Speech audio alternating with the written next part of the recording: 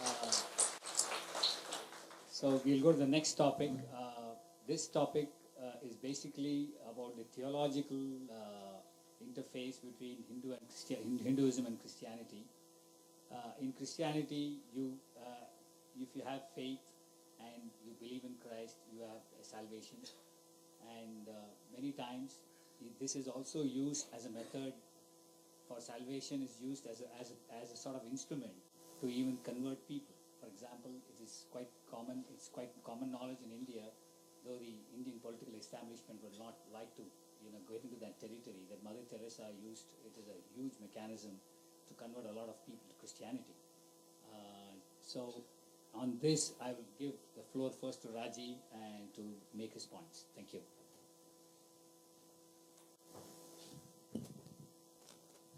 So, in my book, Being Different, I've raised the theological differences between the two and why, to preserve the integrity of Christian theology, the Nicene Creed, and things like that, which are very standard across whether it's Catholic, Protestant.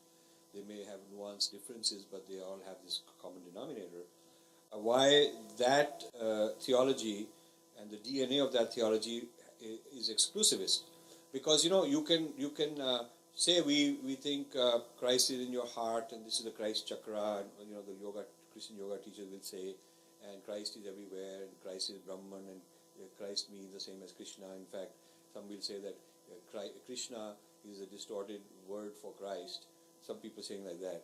So, and a lot of people get kind of swayed into it, thinking like, wow, this is one of our, and Jesus lived in India, is one of the yogis anyway, he's the first yogi, So we get kind of duped into that.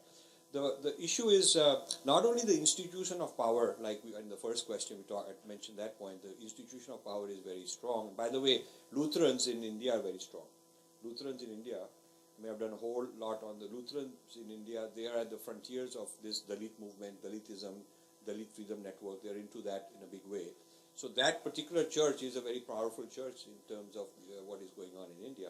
But leaving the institution aside, as far as theology is concerned, I would say that the Christian theology will need major rethinking, major changes and editing in order to make it honestly and genuinely able to accept others as legitimate. Because you're talking about there's this idea of heaven. In the question we say, can others have a place in heaven? Is there a place for unbelievers in heaven? So even the concept of heaven itself you have to deal with. I was in the Mormon church and they were giving me this tour and they were telling me all about heaven and you can come and we'll be in heaven. It's almost sounded like it's some kind of a retirement community. And I was asking questions like, do you have golf in heaven? Because I said, if you don't have golf, why would I go there? So this lady, she was Korean, she went and asked somebody to see if this guy would be able to play golf. And he answered my question. And then I said, do you have Godiva chocolates? Because if you don't have Godiva chocolates, I don't want to go to heaven. And they took all these questions very seriously. Like, is it literally a place? And this guy is he's ready to sign up, but he needs all these details, So, the idea of heaven itself, we have a problem with. And this idea of salvation is not moksha. And a lot of our priests also are confused. Our priests, because we've been colonized, so they keep saying this is Hindu salvation. We don't have salvation because salvation is from sin. There is sin from which you want salvation, and the idea of Hindu the original sin we don't have. So the Christian good news is that Jesus has come to save you from sin, and the Hindu good news is that there is no original sin. We are originally divine.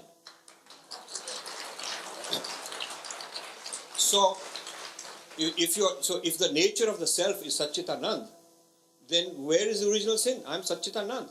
It's ignorance is a different matter. I'm ignorant of it and I have to recover that. So my moksha is to recover what I already am and I have forgotten. And it's not that I have to be salvaged from sin and my original character is my original character is sin and I have to get rid of sin. So the concept of salvation is itself, the idea of can Hindus have salvation and can we go to heaven, I think we should not even frame it like that. Because I as a Hindu, cannot accept the idea of original sin and hence cannot accept salvation. I cannot accept some retirement community where I go and be at the front, have a golf course view or something like that. I'm sorry, the whole metaphysics and cosmology of Christianity is such that at best we could have a truce and say, okay, we're very different from each other. We're not going to try and convince and convert each other. At least let's put a moratorium. Let's put the Dalai Lama in the year 2000 proposed something, that all the world religions should put a 25-year moratorium against any evangelism and conversion of other people. And imagine how the world would have been different today if people had accepted it. Hindus had no problem, said, fantastic idea. Hindus, Buddhists, Dharma people said, okay, we are not interested in converting others. But the Jews actually accepted that because they're not converting. But Christians and Muslims would not accept this moratorium against conversion. So I see that the huge machinery of conversion that's going on and the theology that backs it, and they keep saying this is the Christian good news, even though Jesus may not have said it, but it's the Christian good news. Jesus did say, spread the good news. He did say at least my friends tell me that Jesus said, spread the good news. But what is meant by good news? Who defines what is meant by good news? Well, the interpretation of evangelists is that good news means that we got the exclusive franchise to take over. So that's the issue I have. Thank you, Rajiv.